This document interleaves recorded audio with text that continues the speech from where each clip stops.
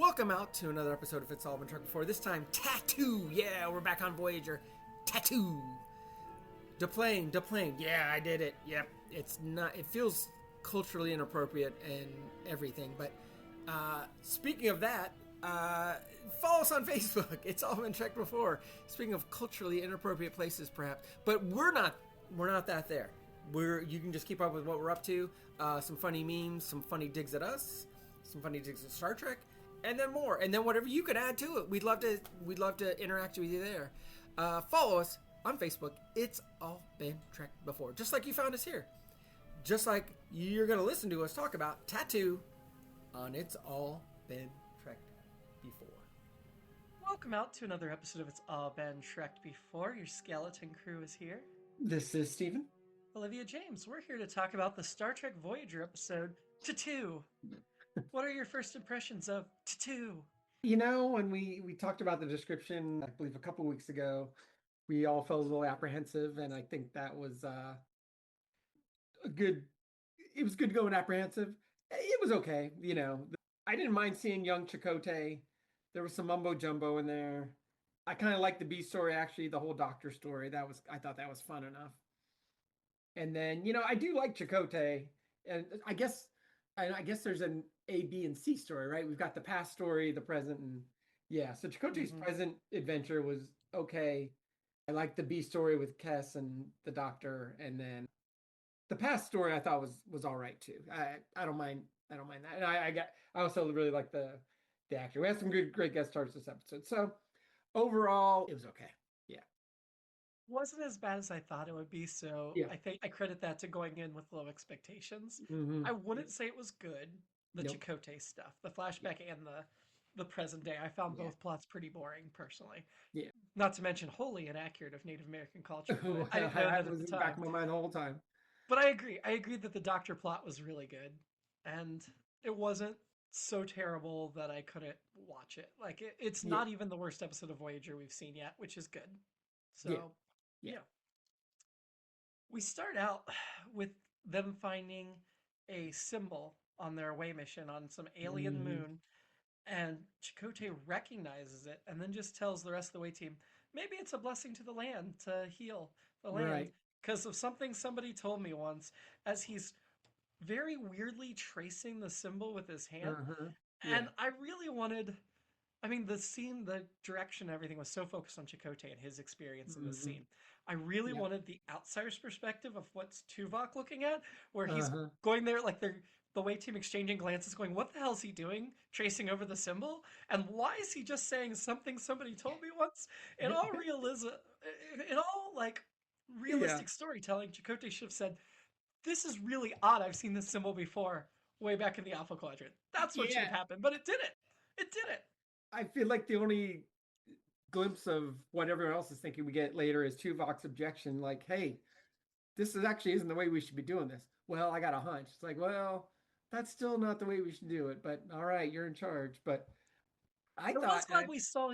I was glad we saw he told Janeway everything, yeah, but I think he should have told his away team everything in the moment because I Yes, feel like yeah. that's important information for them to have to evaluate the situation.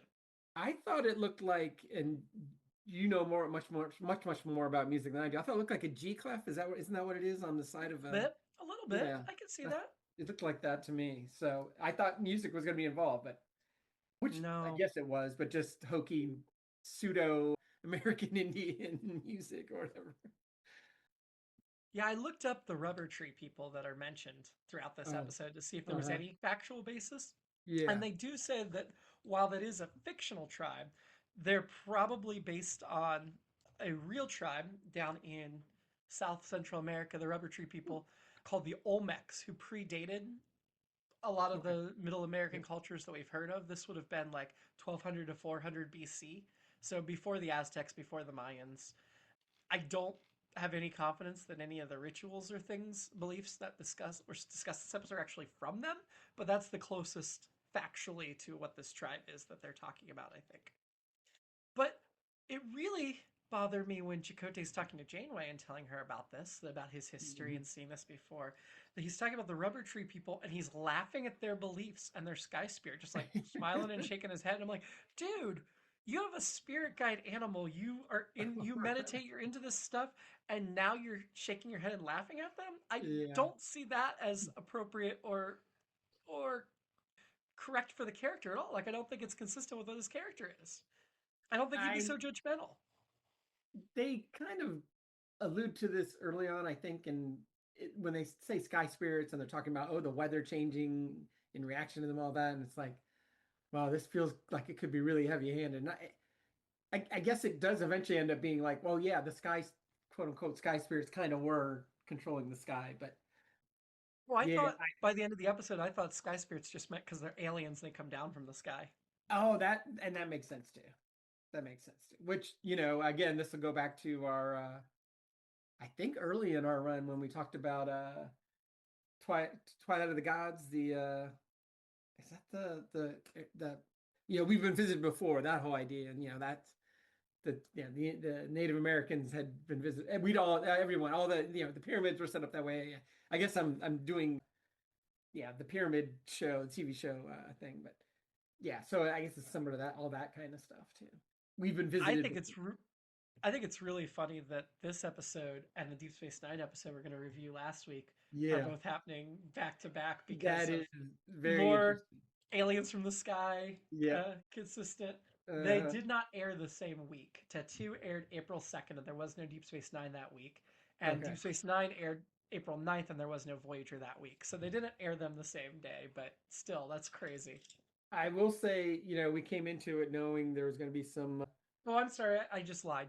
Oh, Tattoo aired the same week as Starship Down. Little Green Man aired the same week as the next Voyager the episode. next. Okay, I did think going in. As I was writing down tattoo, I thought of, well, we knew there were going to be some cultural misrepresentations here. It made me think of our friend Tattoo from Fantasy Island, to plane, with our good friend Ricardo Montalban.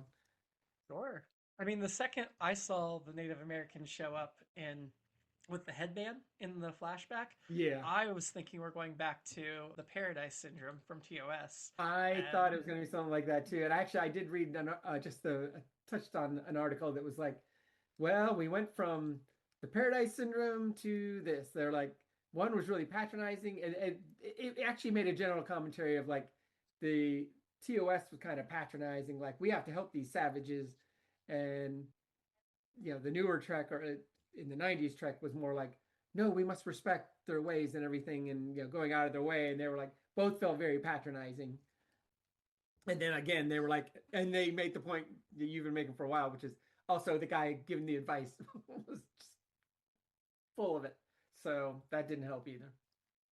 speaking of patronizing, we go to Mm-hmm. sick bay, and the doctor is examining Ensign Wildman. She's back. She was in Mm-hmm. Elegium like 5 episodes ago. Yeah. And he's asking her about her pain and asking her what is it most like, and giving this like a full pain survey very like artificially. Yeah. But I found the doctor not just lacking compassion, which was the point they made, but I found him Mhm. patronizing and sexist. I Yeah. don't feel like he would have been as dismissive as a male crew person. The pregnancy, maybe I'm wrong, but the pregnancy and Yeah. everything made it seem like there was a sexist overtone to this. I wrote that specific thing down. I'm like, is this how they program the male doctors, is to be like, well, I have no idea what you're going through, so good luck.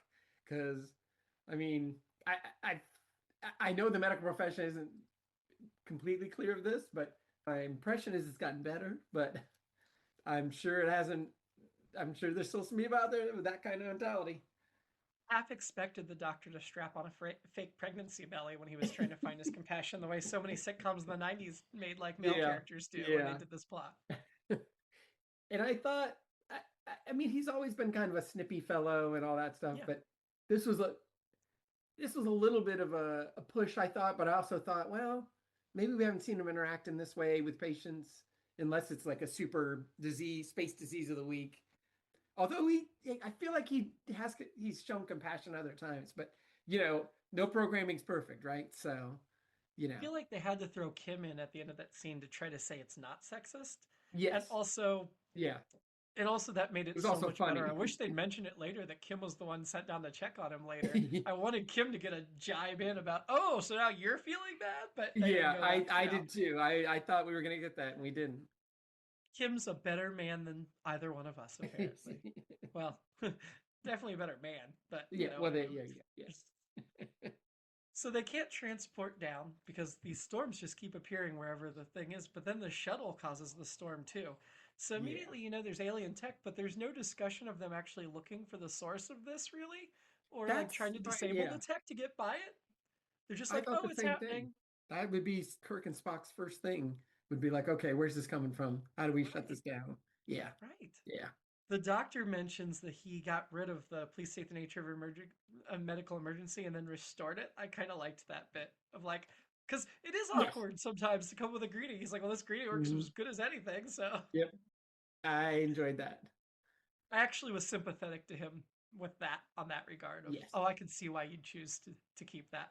He gave himself the flu, which Yes. wasn't the flu eliminated in the future, but that's okay. It was some other, I guess it wasn't our flu. It was a Hmm. alien, quote unquote, alien flu. What is it? Oh, I thought I had it here. Something 29-hour, but they did mention a Yeah. specific alien. Something. The, the, Devoidian, Davidian, Levoidian flu. Okay. Levoidian, yeah. She says their holographic tissues don't give them to patients. What? Why? If they're holographic tissues, any patient should be able to use them, right? Like they're Right, right. replicated I essentially. thought that was interesting too.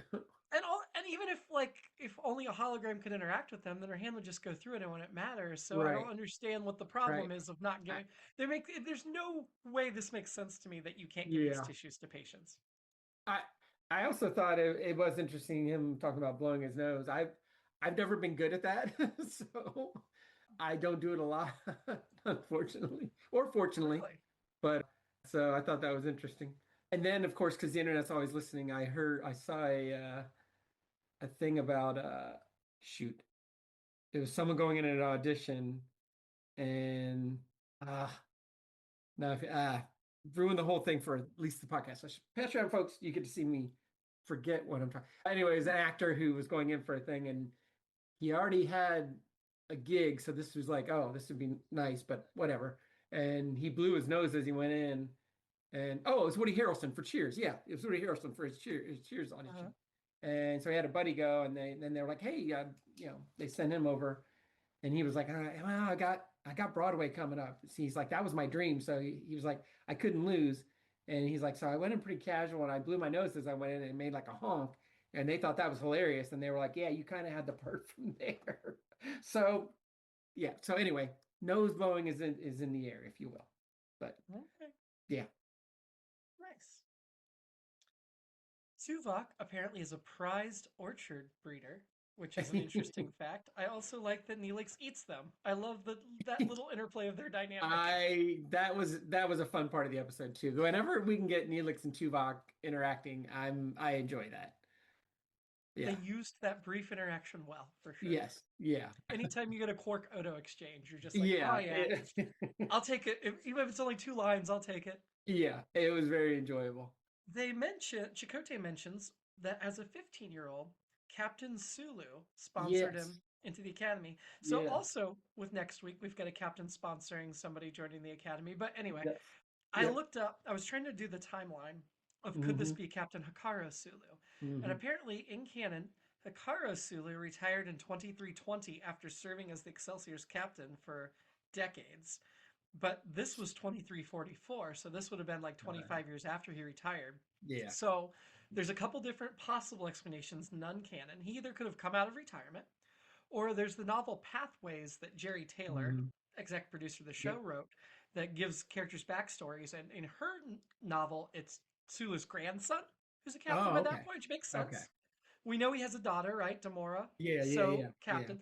Another author, Christy Golden, who writes a lot of the more modern Voyager Yeah. novels, wrote a short story about Demora Sulu in the Captain's Table anthology, where she explained it was Sulu's star Demora. And I don't remember this, but apparently in the anthology it explains why he called her he in his story.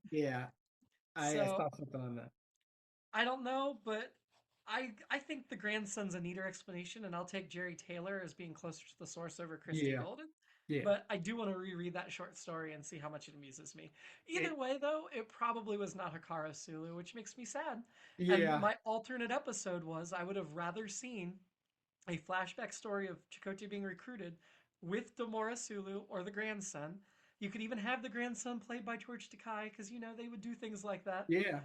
Just put something slightly different. But that's my Uh-huh. alternate episode. I want the Yeah. Sulu Chakotay story. That's what I Yeah. want That would have been instead fun. of this. Yeah. I like the name dropping, but and it obviously it perked our ears up and led us both to go look into it. But yeah.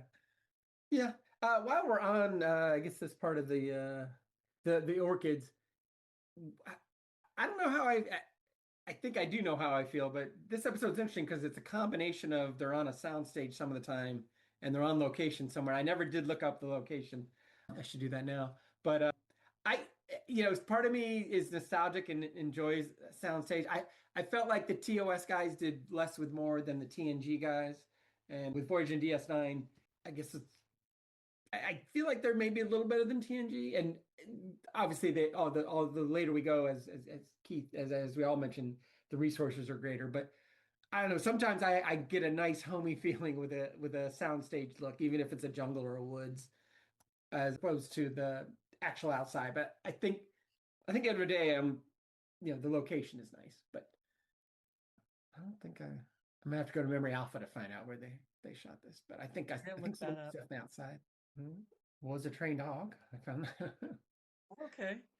Yeah, the That hawk. seems kind of weird. I guess we're coming up on that. They never explain why the hawk on this planet was the same as the hawk on Earth. We never got that I explanation. did not follow that either. That was, and at first I thought it looked so bad it literally got Neelix's eyes, or eye, I should say. Yeah. But yeah, They did it. Yeah, no information on where those outside shots were. So Okay. anyway, I did bump on the fact that they couldn't beam down and then they all beamed up during the emergency. yes, But they I kind did of too. explain that later, but at the same time it's like you're not testing this, you're just signaling for a beam up. Right, I wouldn't right. trust it or assume you could do it. Mm-hmm. I mean, as somebody was worried about Neelix, I was glad they were able to do it, but I had the same thing like, wait a minute, what? Mm-hmm. Thought we couldn't do this. Yeah. So yeah. The tribe has the forehead tattoos in the flashback, just like Chakotay's, which if you Yes. wondered, of course that comes up, and of course the aliens have the same kind of tribal tattoo Mhm. later. I thought, I was like, is this like a Founders thing? But I guess we've had the Founders and we've had the That Apollo. was kind of like the Next Generation episode where they find the species that seeded the galaxy. That's with what all I meant. different Sorry, that's what I races. meant. Not the Founders. That's who I meant. Yep. Yeah. So I guess there could be several groups seeding the galaxies. Yeah, these weren't seeders apparently. They were just Yeah. visitors. Yeah, that's right. When Chakotay has that tree fall on him, first of all, that looked so bad and awful. It looked like it was slow, Yep. and he was just standing there holding up his hand. Uh-huh. Very Austin Powers, Yeah. like the thing's way over. Yep. But then somehow that knocked his badge off of his shirt. Have we Yep. ever seen a badge just get knocked off by like a tree falling on you before? I wrote that down too. Those communicators need to be better attached. Now, I mean, I get that they're easily detachable, and that's a good thing. But also, it would make sense that they're snug on there too when you want them to be. I would. So yeah, I had the same reaction to both those things. It's just like, wait, he could have run just a little bit, but Dove to the side, even. I also thought there's that thing with the spear. Oh yeah, that's in the flashback. With his dad and his one helper goes to make a move to the weapons, and the spear almost gets him, and it looked very clumsy, as if like he put as if the spear was there. But well, I'm trying to think how the spear had to be there before his hand, but it just didn't look like the spear. Yeah, just the whole combo, the editing just didn't look like, oh my God, he almost was going to get hit. It just looked like, okay, the spear landed near him, and it was just very clunky. Yeah. And then the shuttle's missing, which I guess they explain later. Like they had themselves cloaked, the aliens, and I guess they just put the shuttle under the cloak as well. Yeah. These aliens had a lot of powers. I guess we're kind of all over right now. But Yeah. do we like Chakotay's dad? I like the actor Henry Darrow. He's great. Henry Darrow, who's best known for The Hitcher, Maverick, the 1994 film, Santa Barbara, and The High Chaparral. Yeah, I knew him. credits. I knew him from High Chaparral. That was the show we watched when we were very, very young. And then Santa Barbara, for that matter, as well. That was a soap opera I watched with my mom occasionally. And then he was a million other things, including TJ Hooker. He was on there for several seasons. He And was then, in The Next Generation in season 1 playing an yeah, admiral. yeah, Admiral. And then he also represented a wing of the I think it was SAG that was helping with Latin representation within the union and the industry. And also on that committee, once again, our good friend Ricardo Montalban. So Oh, nice. I I like mean, that. I liked the character. I thought he was a good father who pushed his son but not too much and didn't judge him for who he was and was like, you should know the ancestors, but I'm sorry I brought you if you're not having fun and you're not getting it and whatever. Yeah, Like that's true. he's Yeah. and then finding out that he fought for the Maquis and that's why Chakotay joined the Maquis, like was in defense of his father because his father's memory when his father died doing it. Like it all just felt very but I mean, and the tattoo, of course, was a tribute to his father. Yeah, I liked the character a lot. I thought Chakotay had an excellent father growing up. It seemed to me. My question was, are there any good dads in Starfleet? So your answer is yes. Also, Chakotay is like a rebel, obviously as a youngster, and a lot Mm-hmm. of our Starfleet guys are that way. Even then, they join Starfleet. And at first I'm Well, like, does that Kirk, make but sense? yeah, Yeah, and then I was like, well, you know what? There's the people that join the army because they like order and discipline, and then there's the people that join the army because they want to get order and discipline, or they join it and they learn it or whatever. Just to be very generalized, and I feel that that happens in real life and obviously on screen. So it sure seems like, and hopefully this is just movies. It sure seems yeah, like the ones that like the Order and like everything never rise that high in the ranks, and the rebels that buck the Order are yeah, always the one yeah, that end up commanding. yeah, yeah. I like to think as somebody that is not a buck the chain of command person Mhm. myself that some of those good people end up on Yeah. top too. But yeah. The young Chakotay you mentioned, he is played by Douglas Spain, who's best known for But I'm a Cheerleader, the Mhm. 1999 film, Badsville, Crazy 2, and Line of Duty, the 2013 film. He has 70 credits, including one Yeah. just this past year, 2025. I thought he was fine. I don't know that I Yeah. quite saw the through line between his performance here Yeah. and Robert Beltran's performance as Right, Chakotay. right. Yeah, I think that was tricky. And I think it's But tricky anytime, but yeah, you would like to see some flickers a of it little or whatever. more. And yeah. Did think he kind of looked right for the part, but Hmm. the attitude, I didn't quite see the through line there. Yeah, yeah. And he Would be his only appearance, but his dad returns in the season finale later this year. oh, okay. Was it Mr. Spain? Is that his name? Right? The Douglas He Spain. Douglas Spain. He's also in a movie called Star Maps, which he got some good acclaim for, although in my mind, I thought the movie was very well acclaimed. But excuse me, apparently it was just very much anticipated in that year. The reviews were not necessarily great for it, although he got good notices and some acclaim for it. So that was interesting. I think that was a couple years after this, but Doctor's illness goes into the 30th hour, and he's all upset about it and wants somebody to come down immediately. I do appreciate that Kes doesn't bother to tell him until Kim arrives what the problem is. I But yeah I also love that little bit of like, no, I just added 2 more hours, which the doctor totally deserves. And the doctor comes back and is I like, she was far more devious than I thought. for once I kind of anticipated that, but I also very much enjoyed it when it came out. And so once again, I know I love Kess more than everybody in Star Trek universe, but yeah, I enjoy, again, that was another aspect of that I enjoyed very, very much. Well, it seemed like the doctor had respect for her doing it Hmm. rather than Hmm. anger, like, oh, we're the Yeah, opponent type attitude, which I appreciated. yeah, yeah. I think feeling an illness for the first time, or even for the first time in a long time, always I think hits you harder, and so I think that was perfect, and it made a good logical point. Like knowing when it's going to end, well, then it's easy to put up with it.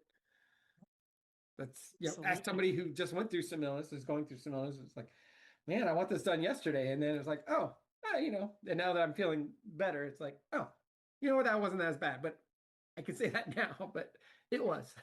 But I was Right like now the that you're doctor as I was watching the episode. I was just starting to feel better, so I was feeling his holographic pain. We get some nudity in this episode.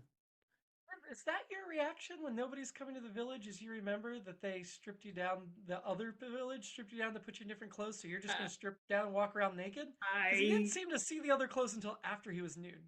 I had to rewind twice for that to be like, wait a minute, what's going on? And then when Mm-hmm. we actually see, and it's not Robert Beltran's buttocks, I read it is a body double. I did try to work hard to find out who the body double was, could not find out, but good for them. But I was Robert like, De wait a Niro, actually. minute. I was like, wait, are we seeing actual buttocks on? Yeah, we are. Yeah. Well, Good Hill on Street Blues already proved you can do it. Or was it NYPD Blue? One of NYPD those. Blue, yeah. Dennis Farina. Oh, not Dennis Farina. Who not Jeez, now I feel terrible. But it was the guy who started on Hill or got his big break on Hill Street Blues. Gary Berghoff was shown in MASH. The first That's right. notable instance of bare butt was 1974 Radars, but Dennis then they Franz. mentioned NYPD Blue, Dennis Franz, and Dennis Franz. David Caruso. Yeah.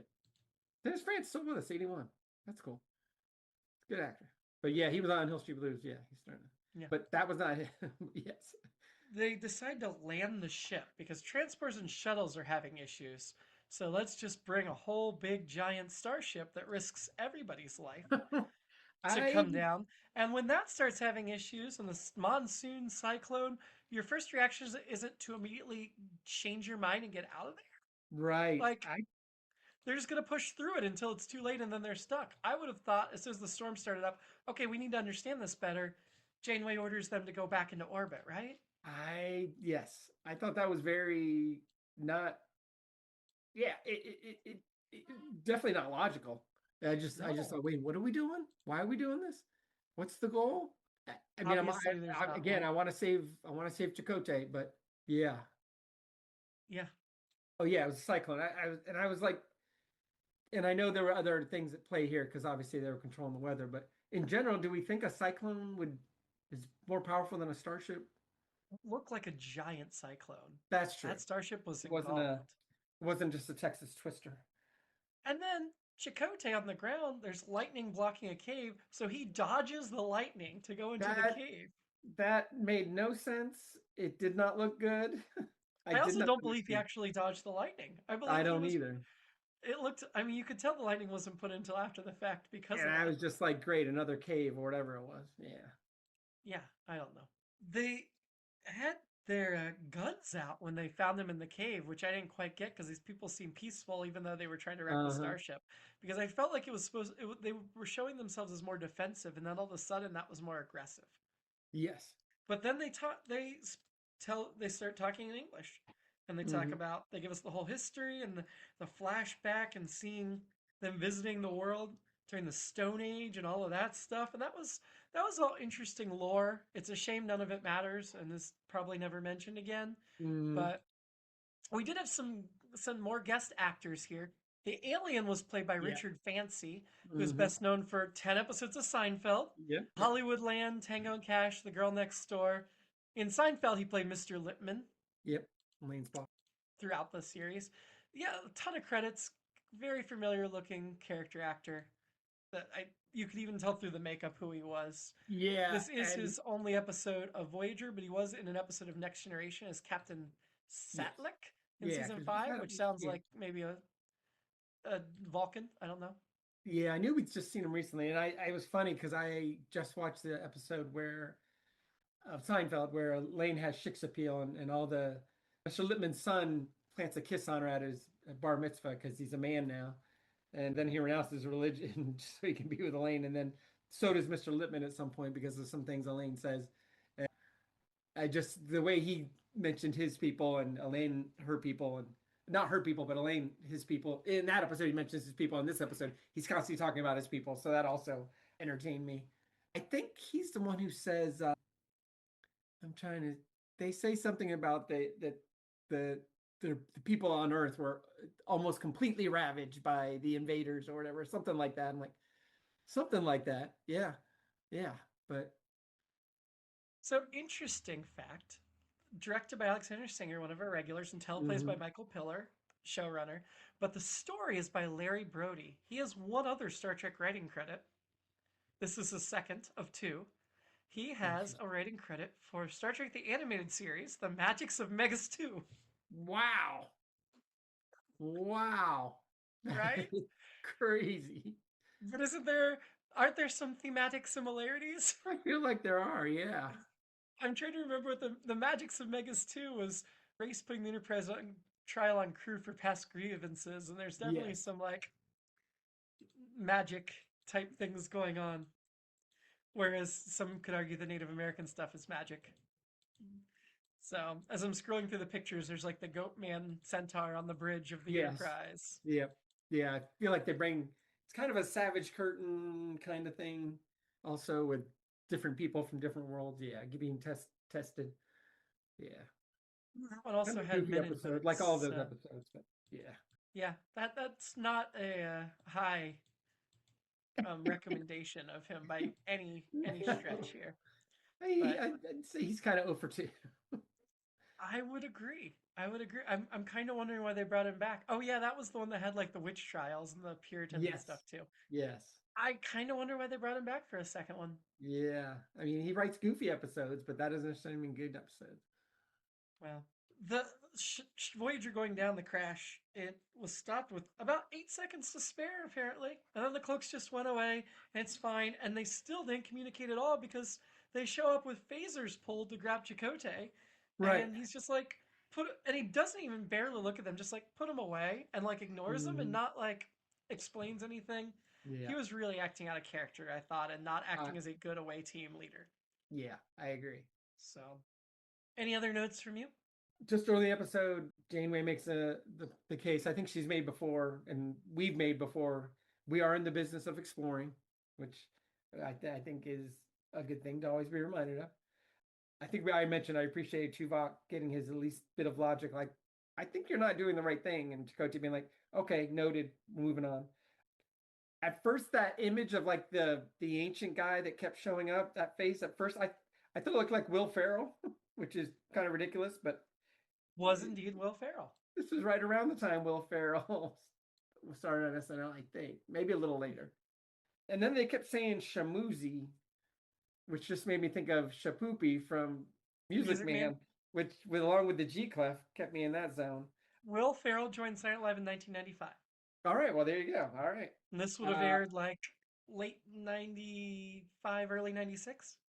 My one last note was my alternate episode it's a Neelix episode, and then they just actually leave him behind. Nice. I don't know how that would work as far as Neelix running into his ancestors, but that was. I mean, I don't really care. And maybe that's the beginning of the episode. They just leave him behind. But although, again, I was fearful for his eye. I can really. I have started to like Neelix more in season 2. Yeah. But I am so ready for Kes to leave so that he can have plots that aren't about being jealous and annoying. Yes. Yeah. Or just give him more scenes with Tuvok, because that is the dynamic that works. That is interesting, because I feel like she gets more room away from him, but they don't give him a lot of I guess he gets his chef stuff, but still. Yeah. He gets screen time, but he doesn't get character development so much. That's true. Yeah, that's true. That's all the notes I got. Yep. Okay. Not a lot. Well, let's get to the rankings then. Who was your annoyance into 2? I couldn't decide between, because I did not like the male doctor programming of the EMH. So even though he did make me laugh at times, not necessarily his misogyny did not make me laugh, but some of the other things as he went through his process. So it was either him or young Chakotay, because I thought he was a little bit of a snot-nosed kid. I think I'll go with the EMH. Yeah, as much as it pains me, and I don't think I've chosen the doctor yet, I agree. The level of just unfeelingness. I guess I did choose him earlier this season. Ooh, that's okay. Even though he might be my favorite character on the show. Well, Janeway, I think, is my favorite character on the show, but one of my favorite characters on the show. Yeah, it bothers me to put this, but I think it's definitely the doctor in this episode. And it's not the acting 6 stuff. That was all fun, and it was great to see him get his comeuppance. It's his behavior before that. It just rubbed me the wrong way for sure. Yeah. Who are you getting a drink with into 2? Cass. She's also my inspiring. I also chose Cass because I was proud of her. Tables on the doctor, which will help him and help the whole ship.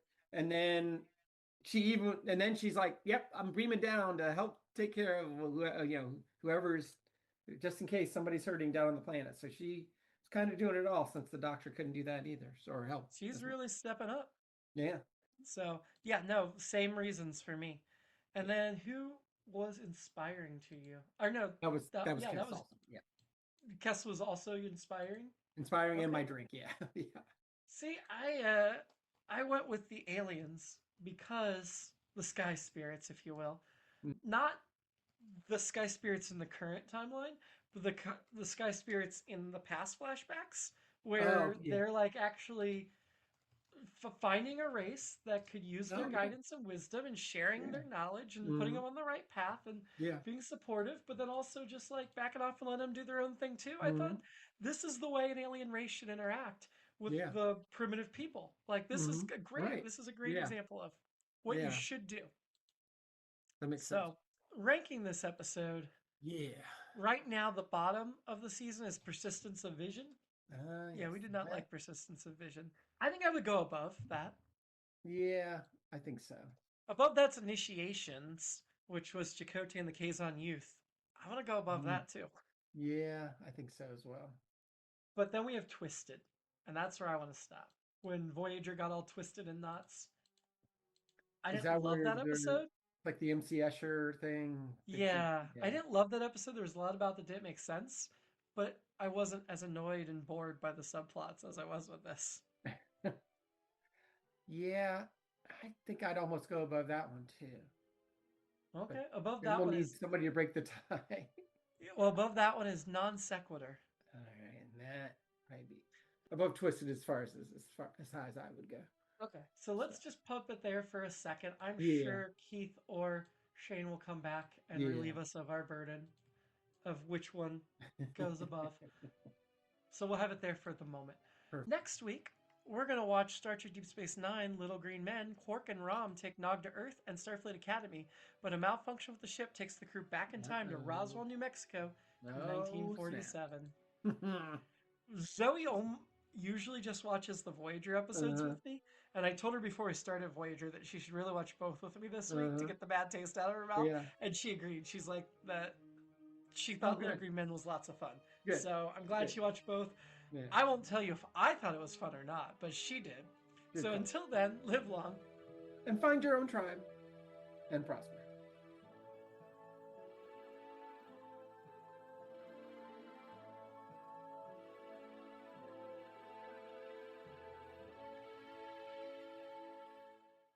It's All Been Done presents Who's got the time?